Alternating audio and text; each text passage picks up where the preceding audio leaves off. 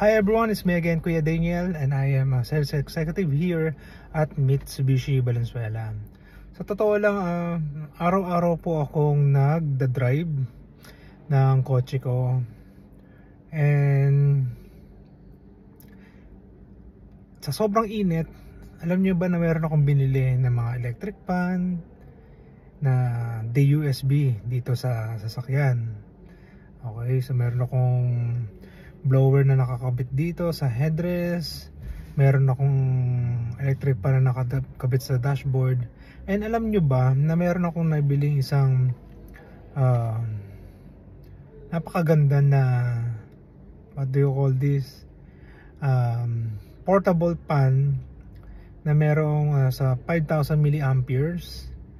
And bukod doon, meron pa siyang lightning na kapag magbablog ka, try nga natin na may ilaw. Medyo mahina, hindi ma-appreciate.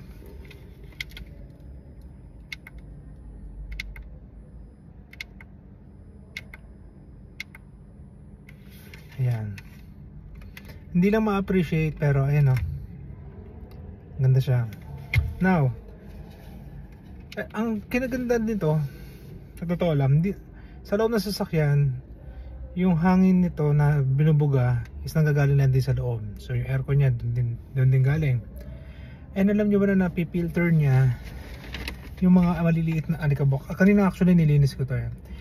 And bibili ako ng filter pa para sa unit natin na to. So ito ay Gisulite, nasa 2,400 to.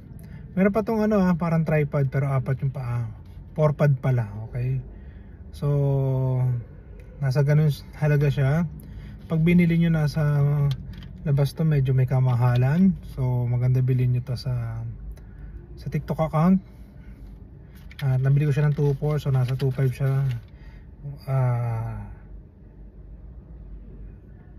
Kasama yung delivery fee, okay? So kung gaano siya kalakas,